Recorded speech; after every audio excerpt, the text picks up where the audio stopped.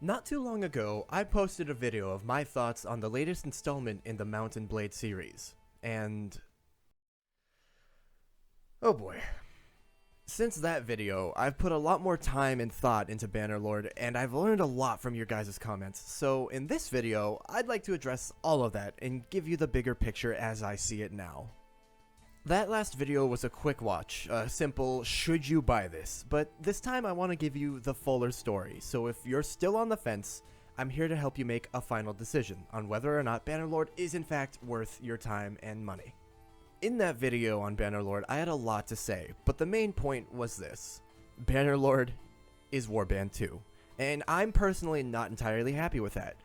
On its own, Bannerlord is a good game, but given how long we waited for it, I had much higher expectations, which honestly just weren't met. When I posted that video, I expected about a dozen views and a lot of criticism. To my surprise, neither of those things happened.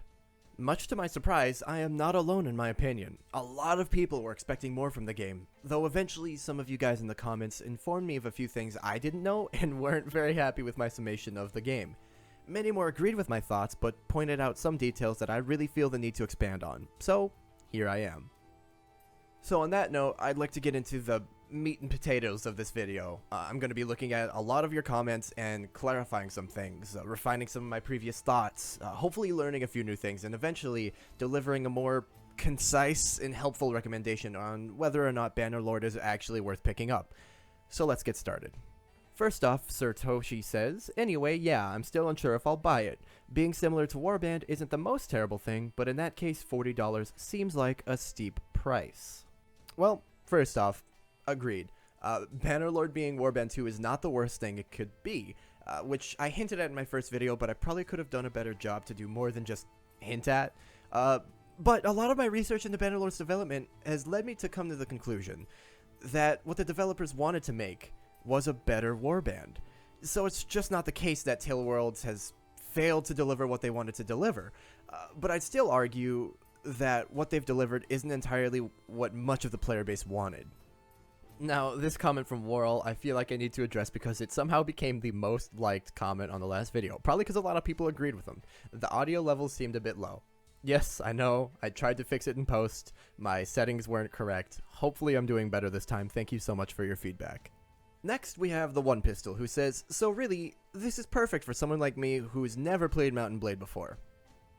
Honestly, yeah, if this is your introduction to the series, first off, welcome, brother. Secondly, that's fantastic. I genuinely think that you are the perfect individual to receive the most enjoyment and satisfaction out of this game, because many of my criticisms of Bannerlord mean nothing to somebody who hasn't played any installments in the Mount & Blade series before, as most of those criticisms are based on a comparison to an old game in the series, Warband, which is a good thing to keep in mind when taking my opinion into consideration, because that frame of reference might not matter to as many people.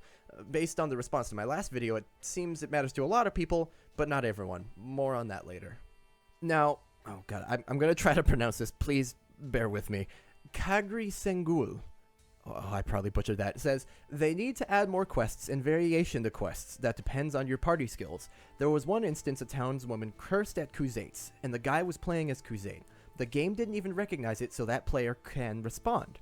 RPG mechanics and skill checks are there, but a lot more love is needed.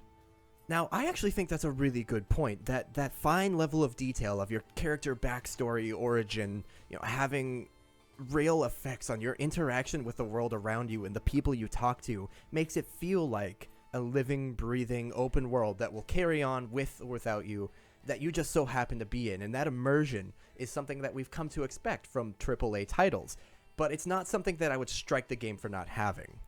So here I think is a good point to pause for just a moment and talk about something that I failed to bring up clearly enough in the last video.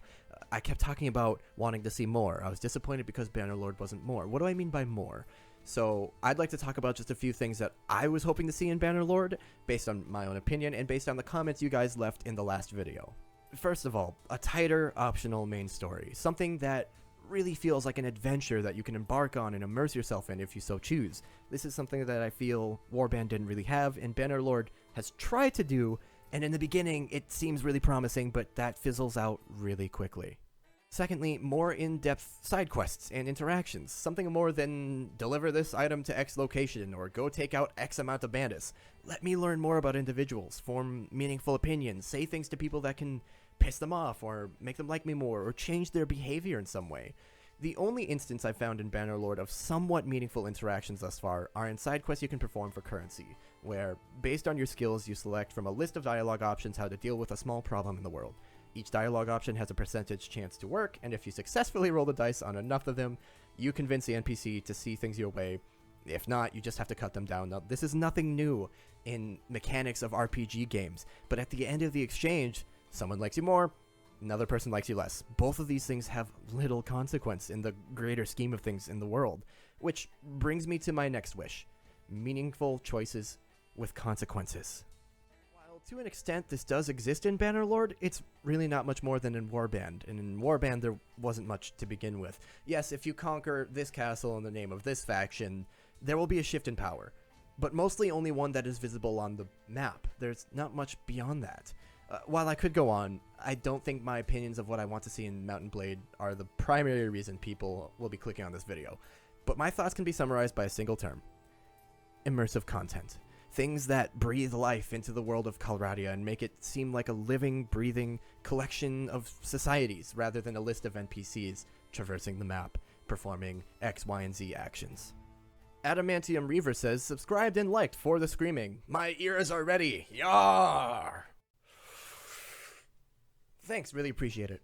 Stop shouting, you spaz. Jesus. Well, now I just don't know which direction to go. Hellmage09 says, after some speculation, I am not feeling bad about my purchase. I realized that on March 27th, Tailworlds put out a message on Steam. They were aware a lot of features are missing and warned people not to buy it if they wanted them. Wait, really? How did I not know about this? Okay, let's see. March 27th, here we go. Okay. 8 long years ago. Cool. Starts with a bit on the coronavirus pandemic. Interesting. Okay, so the reason there were additional discounts, as mentioned in my previous video, is because of the situation many people are in due to COVID-19. Good on you, Tailworlds. Good on you. Let's see. Campaign mode, early access. Okay, here's something. Yes, there will be bugs and balancing issues. They said that. I don't think I've complained too much about those, or at least I haven't put much emphasis on that, hopefully. They've been releasing pretty frequent hotfixes and patches. Good on them again. I described and showed a few issues in my last video, but again, those are all forgivable. Not at all game-breaking. It is good to see they've mentioned there will be reuse scenes, and they plan on expanding on that so that every location has something unique. That's good, because I've already run into several reuse scenes and was kind of disappointed by that. Here it is. Toward the end. If you would like to experience everything that Mount & Blade 2 Bannerlord has to offer, then we strongly encourage you to hold off on buying the game until the full release. You know, this is particularly frustrating, not because it's bad of them to say that, not because I don't like it, but because I can genuinely see how somebody might look at that statement and say, look at this, Holdini fool. They mentioned this, they warned us well ahead of time that this is not a complete product. They're emphasizing it's in early access, so all of your criticisms are null and void. They will be fixed eventually. But what I take this to mean is, they're saying this isn't the full game. You want more, you wait. Even more.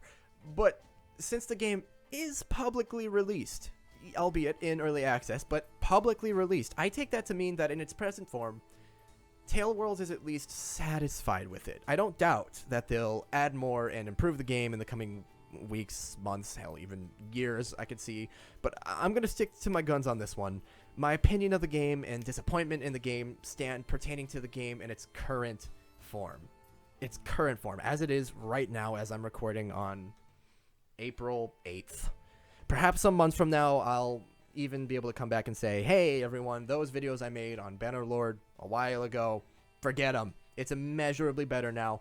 Buy it. It's awesome. But only time will tell. The only addendum to my previous statement would be that currently Bannerlord is Warband 2, which honestly doesn't change much. Jonathan Lemnard says, game is pitiful for 8 years of development. Pitiful? No. A little bit disappointing, more so. Next, after I had showed some disdain for Bannerlord's map being largely the same as Warband's, Merrifield said, "What do you mean? Of course it's the same map. It's expanded upon, man." And honestly, this is another instance of, you're right, I should have been more clear on this in the last video, so allow me to explain. Bannerlord's world map is aesthetically much more pleasing than Warband's. It's detailed, it's busy, yet it's clean, it's good. But along with my high expectations for the game, there were expectations to be surprised or excited by the new map. I expected Calradia. Tailworlds told us Bannerlord would be set in Calradia, but as soon as I jumped in the game, I was able to navigate around and pinpoint exactly where everything would be, simply based on my experiences in Warband. Which again, isn't necessarily a bad thing, but it wasn't surprising, and it wasn't exciting. It's just the same.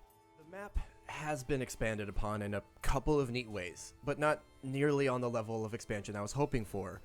This, albeit, is a rather low-level detail on my list of talking points, and I will concede that perhaps it isn't at the core of my notion of disappointment toward the game, as evidenced by how briefly I brought it up in the first video. And yes, I did suddenly change clothes. The lighting is probably slightly different. This project has become a 2-week ordeal. Now, here's one of my favorite kinds of comments. A comment that takes my entire video, my entire idea, and wraps it up in the neat little bow of one sentence. Sam Middleton says, "Completely agree. I was hoping for some new features that would set this game apart as a sequel and be the next big medieval fantasy game." And to you, Sam, I say, precisely. I was beyond excited, and my hopes were incredibly high for Bannerlord, which is really one of the only reasons why I was so let down by it. In a vacuum, it is a great game, but it just doesn't pack the same punch that Warband did over a third of my life ago. Now, Richard Larson says, "We all are waiting for mods." Cough, Prophecy of Pendor. Which many people who played Warband will remember fondly as a fantastic mod overhaul of the game. But here we find one of my pet peeves in modern PC and now sometimes even console gaming. Wait for the mods. They'll fix it. See, this is a mentality I can completely understand, especially given our current games development climate. It's all well and good, and I do have hopes that I'll come back to Bannerlord months from now and enjoy it much more with a mod overhaul or multiple mods to suit my tastes. But this is becoming a bit too common, in my opinion. Game developers are far too often not the only game developers anymore, which sounds funny, but it is a weird sort of truth. It feels somehow like cheating to me. See, in the last video I made on Bannerlord, where all these comments are coming from, I mentioned that I would not be surprised if my opinions were largely in the minority, which they don't seem to be, which I'm glad for. But I think this opinion I'm about to state is going to be largely in the minority about modding communities and game development studios and their use of the modding communities. Studios like Tailworlds will create a game with the modding community in mind, thinking will allow for them to expand the game and increase its longevity, increase its lifespan for us, which kind of bothers me. See, now that I'm kind of going off script and going on a rant about modding communities and game development studios and how they work together in this weird way, I'm realizing I'm going to get off topic very quickly, so I'm going to try to move on and keep it about Bannerlord, but I feel like this could be its own separate video, so if you'd like to see that, actually, let me know in the comments. That might be a good idea, might be a horrible idea, let me know. But more specifically, getting back on track, my problem with Bannerlord in the modding community is I paid X dollars for this game. You know, I paid a certain amount of money for it, and if I feel the need to fix the game, to do extra outside work to fix it, why should I have paid that price for it? Why should I have purchased a game if it wasn't the product I wanted? And granted, that extra work outside of the game for me to fix it is usually a couple of clicks, installing a few mods or an overhaul or something, but the premise remains the same.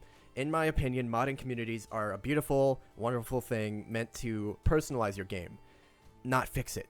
When the community has to come together to fix a game, the developer has failed to deliver a finished product. All they've done is contribute a starting point for others to come together and make something more enjoyable. Often for free. Not always. Patreon's a thing now, but often for free. Perhaps I'm taking this too far, but I have to go with my gut feeling on these things. Bannerlord lives in a weird middle ground in this realm. The game isn't broken or incomplete per se, but the game just isn't what I was expecting when I purchased it. Probably more on that later. Rant over. Moving on. Buttered Oranges would like to point out, that sounds disgusting by the way, yeah, but like the second day of early access. And look at this, another very fair point. Yes, we're still very early into Bannerlord's released life. I'm simply stating my current opinion on the game as it currently is.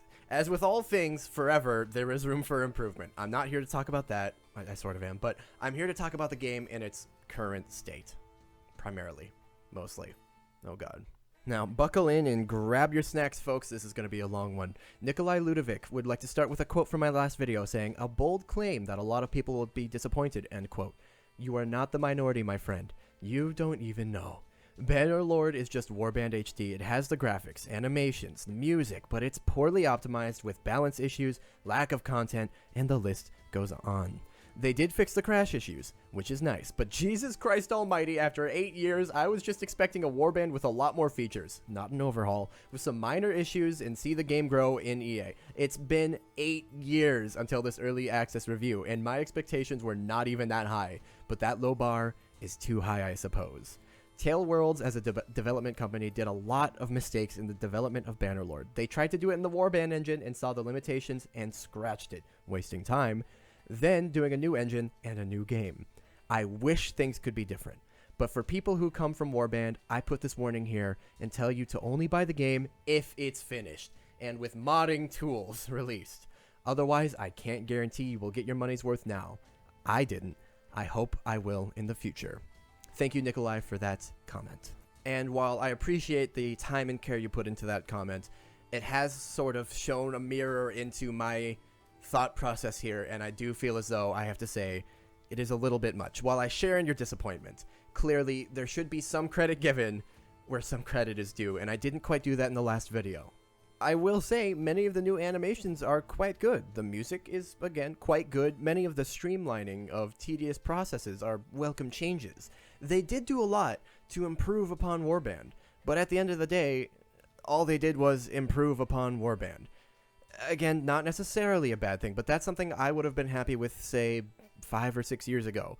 Not after waiting this long for Bannerlord. I will have to look into that Warband engine scratch, though, because it's those sorts of things that can explain how long this game has taken to make. 198 Immortal says, "I don't normally make a comment, but this was a really good review on Bannerlord. I've never played Mount & Blade before, but after this, I'm really considering it. Thanks, and here's to a new sub. Smiley face." Immortal, thank you so much for the kind words, and I genuinely appreciate all of the new subs coming in from that last video. I really hope that the content I continue to produce for you guys in the future will continue to be to your liking. Thank you so much. Now, those seatbelts I had you buckle up earlier, it is time to tighten them, because we are about to reach the precipice of this video and start spiraling down into a world of chaos and research. Avalanche Game Art says, "Basically, you are saying that we should be upset because Bannerlord isn't something more? That's pretty ignorant. The first thing I felt when picking up the game was, wow, these control mechanics are so smooth. And that alone is a plus. There was a lot more work in the bottom part of the iceberg, the thing you don't see." Now, I have to admit, when I first read this comment, I didn't want to respond to it. It's much easier to ignore negative feedback than positive feedback, but I kind of had a moment of clarity. I wanted to keep an open mind, so I thought, okay, what if Avalanche is onto something? So I did the most unsensible thing, and I replied. Don't get me wrong, I said it's a good game, and the improvements are quite visible. Clearly, plenty of work has been done in the back end, but after such a long wait, I expected more than Warband 2, to which Avalanche replied, "Well, you had unrealistic expectations. Sorry, can't spell, not English. Tailworlds is a small company, and the game is big. It's impressive what they did. Also, to make you enjoy the mods, and modders to create them, it requires more work than to make a closed system game. I don't want to blindly defend the game, but I'm trying to make you reason with logic. Hundreds of people make the same game every year. Assassin's Creed, as an example, I suppose. A small team makes a worthy sequel in 8 years, and also an engine," to which he replied to his own comment. "Also, just to be correct, in 2016, the official number of workers was 106. Well, they grew quite a lot, lol. Still, some of them may be commercialists, marketers, and other jobs that aren't directly related to the game." Now, Avalanche, fear not, your writing skills in English, I am reading you loud and clear, and as such, I would like to break this down piece by piece. It's going to be a mess. Now, firstly and most obviously to me, because it's the only thing I can refute immediately, is I'm not sure how Avalanche could have concluded that my expectations were unrealistic, given I never really stated my expectations in the first video. But next, I actually want to put some thought into something else he said. How much extra work does it really take to create a game that enables modders to do their thing? I am far from an expert on this, but let's do some research and see if I can give a somewhat educated response. Here we go. 2 hours later. Okay, from what I can tell, it seems that if in a game's development, modding tools and capabilities are kept in mind, it does change things a fair bit, but doesn't necessarily make it harder. It seems this may be a bit beyond my technical knowledge. However, my previous points on mods being used to fix games fit here quite nicely. It just doesn't sit right with me. However, I will say, from what I've found, Tailworlds is doing a great job working with the community on getting the modding scene up and running, which is something they have been planning on since the inception of Bannerlord. So kudos to them for that. Perhaps there's some forgiveness to be dished out for their thinking of modding from the start. Perhaps not. Either way, if anyone has more technical knowledge on this subject than I do, please feel free to discuss with me in the comments. I would genuinely love to hear and learn more about this. Okay, next, the engine problem. Tailworlds scrapping their Warband engine to make an entirely new one for Bannerlord. Let's dig in again and see what we can find. 3 hours later. Okay, it seems there are several things at play here.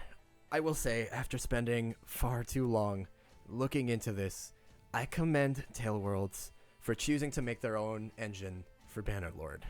The visual and mechanical improvements they wanted for Bannerlord just weren't possible on the old engine, and it's hard to argue with these results. But the problem is, scrapping the engine they were using to create an entirely new in-house game engine in the middle of creating Bannerlord did make it take quite a bit longer to develop Bannerlord. And the extra time they took to improve the game improved it in areas I just find less important than others. The improved graphics and animations that they emphasize so much just aren't as exciting to me as the prospect of expanding the realm of the game and delivering things such as what I mentioned before. But there is another very interesting tidbit I came across while scouring every corner of the web I could find for information. It seems that the game's development was slowed considerably by nature of being the product of a single individual's vision. That individual is Armagin Yavuz. I probably butchered that name, I'm so sorry. But he's a co-founder of Tailworlds.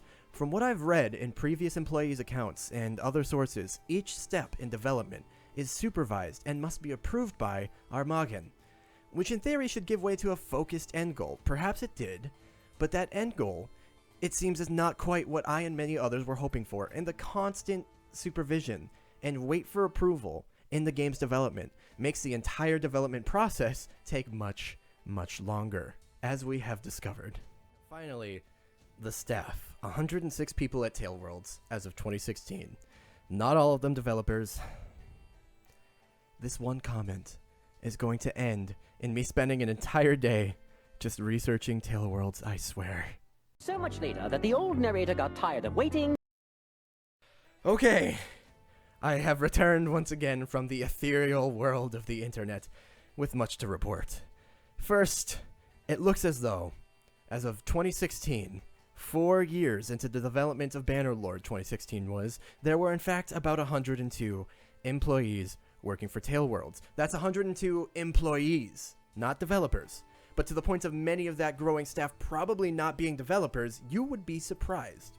In October of 2019, 93 developers worked at Tailworlds and on Bannerlord. This is according to their own website. They even have a picture of them all.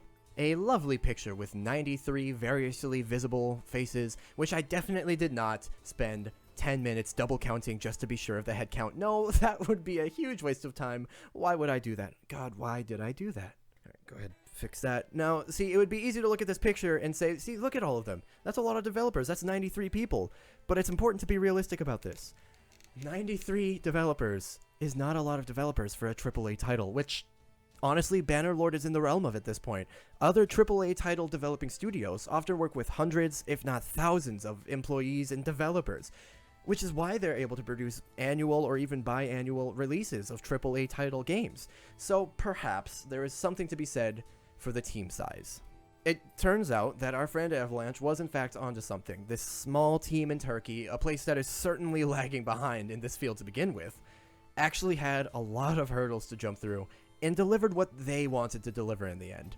To that I say, bravo. But my opinion of the game as a whole remains largely the same. It's not entirely what I was hoping for, but at least now we have a few good reasons as to why that is. Next, Avin says, I was skeptical at first, but it's amazing. I am mostly playing multiplayer, and in that regard, it's one of a kind. There is no other game like it. The combat is so in-depth, and it relies on your reflex skills and cunning. Been a long time since I've had so much fun in multiplayer. And to Avin, I say, that's awesome. I am genuinely glad you are enjoying the game. I don't think anybody will be upset about that. But I disagree. The multiplayer is good. The combat and mechanics, as I said, are good, but they are far, far from unique. Dozens of games, popular ones even, share extremely similar mechanics to Mount & Blade's combat system. The list is so extensive, I don't feel the need to start going through it because nobody will be surprised. So I'm not super impressed with it in that respect. But again, it's good to mention the improvements that have been made in that regard, and the combat, while not entirely unique anymore, has certainly improved in its fluidity. I mean, seriously, in Warband, I could take on an entire army with a good sword and a good shield. No problem. But in Bannerlord, if I'm faced with more than one foe at a time, I might be screwed. It's kind of awesome. Next, Paul Hardy says, I'm trying to decide if I want to buy this game or not, and all the reviews I see are from people who have been frothing at the mouth for 8 years.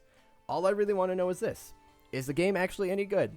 Forget the anticipation and the hype for the second coming. As a medieval adventure/RPG, is it worth a look? Now, at this point in the video, I do feel the need to reiterate. As mentioned before, yes, and also yes, it is worth a look if you've never played Mount & Blade. If the idea of a Warband 2 excites you, yes, it is plenty worth a look. It is still a good game. Next, Avalanche, you again? I already went over your stuff. I get it. Okay, maybe that's my cue. I think that's plenty. I've learned a lot. I've said a lot. Let's get to my final verdict.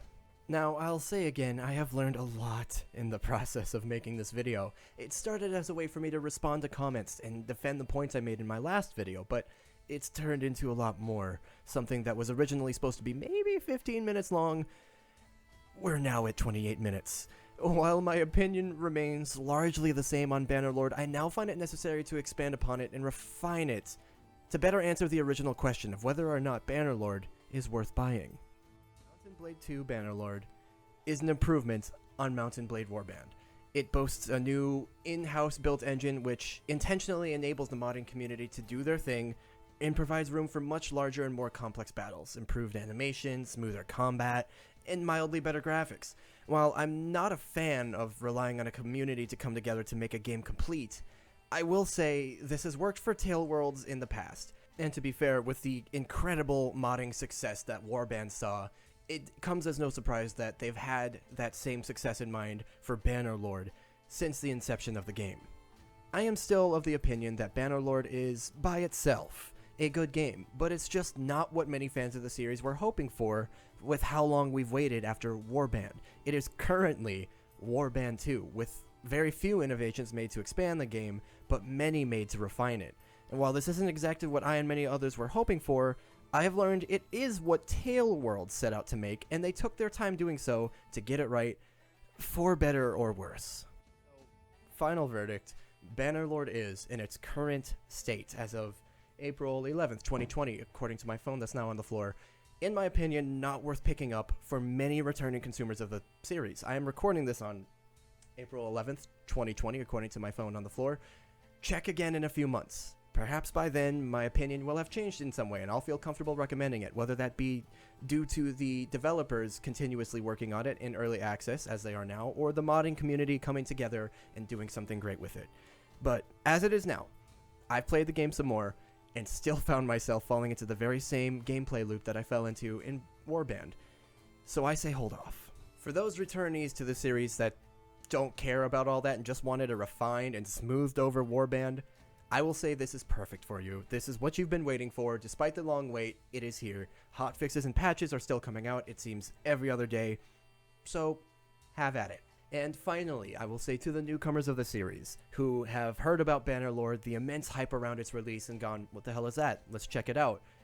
It's a good game. You'll have nothing to be disappointed by, as you have no frame of reference. Jump in now and enjoy the updates as they come. While I am not super hype about Bannerlord anymore, I will admit I am hopeful that in the near future the game will continue to grow in a direction that a lot of us would like to see. While I'm not super comfortable with how that's going to most likely happen, the Tale Worlds team working closely with the modding community seems to be a core element of this game's lifespan, and they know it, and they've planned for it. And I bet most people are more comfortable with that than I am, especially considering the size and location of the team working on Bannerlord. So thank you guys so much for coming on this journey of excessive research into micro topics with me, and I genuinely hope that those of you saying you were on the fence based on my last video are able to make a better, more decisive purchase decision based on this one. If you did like the style of this video more than the style of my previous video on Bannerlord, please let me know in the comments. I do genuinely appreciate all feedback, as I'm relatively new to this style of video, and the same goes for if you didn't like it. And if there is anything you feel I missed, something important that should have been in the video that I somehow didn't get to, or you would just like to argue with a stranger on the internet, that's me, hit me up in the comment section below. I will be checking it. And with that, thank you so much for your time. I'll see you next time.